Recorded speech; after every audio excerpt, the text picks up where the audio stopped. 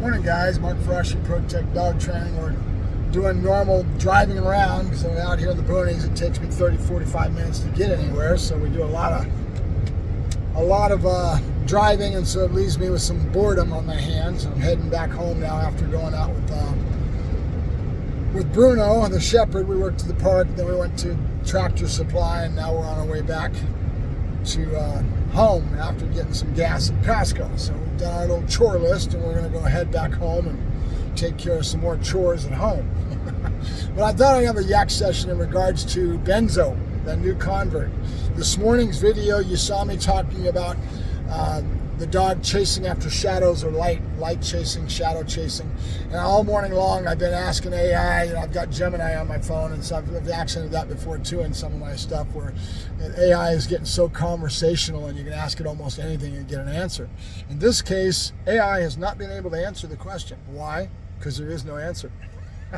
So I ask him directly, what do you call it when a cat starts chasing light or a dog starts chasing shadows, that kind of thing.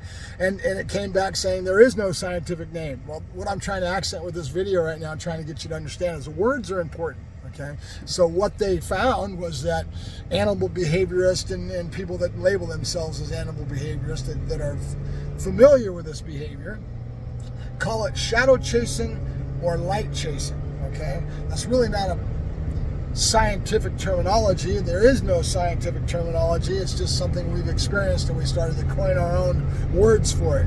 So that's what AI came back and told me. No negative against the AI. It's just that they didn't have a word that was scientific. I even sent out a message this morning to Michael Ellis asking him what they call it and is there a scientific word. And there's what I'm after. I'm trying to accent the fact that words are important.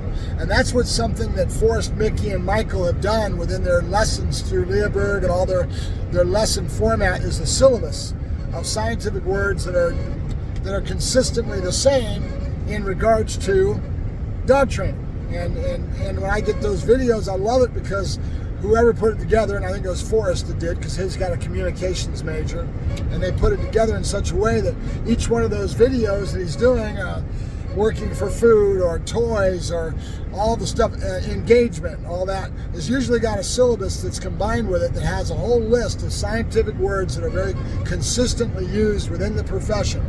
Words are important. So my challenge to the scientist, come up with a scientific word that's for that behavior, right? I'll keep calling it shadow chasing and light chasing because that's the only word I know for it. But in a nutshell, realize that words are important. Consistency in words. When I first started out in the trade, we had no internet. And so there'd be trainers, and me included, would come up with words, and we'd be explaining something, and the guy across the way, one state over or whatever, would be talking about the same subject, and he would call it something different. Because of the internet, because of Michael, because of them coming up with consistent terminology and going towards the importance that words matter, we're now starting to get a very consistent ability at calling things for what they are. So it's a cool thing. I enjoy that. I enjoy saying it the right way. That's why I sent a message to Michael. I sent it to him on his Michael Ellis Dog Training School on Facebook, and then I realized that he's got a bunch of people that are taking care of his internet forward-facing web page people that are back there. It's not Michael that might not see this message. They may pass it to him, but at the same time, it's not him that's monitoring and being the one that replies to all the social media because he's too busy. There's no way. So I am a member of his online offering that he's got, and if you didn't know it, he does. He has a web page up, very well done, a lot of videos, a lot of information. I can't even take it in all in a day. Even though I've been kind of slowly eating at the cheese, it's still a lot of information. He's got videos that go way back and classes and everything else that he's filmed that he's put up there. The value of it is tremendous if you're a person like me that geeks out on this, right? If you're somebody that's a nerd like me that gets into these subjects, I love it. So now I'm going to go over and I'm going to send him a private message on his website, and I'll probably have him answer it. And it may be something he asked me to do. They have a monthly meeting that he goes online, and he actually allows people to come in on a live stream and actually ask questions and get into the subjects that he may be putting forward. And that's a one-on-one with Michael that you may never be able to have because you can't afford to go all the way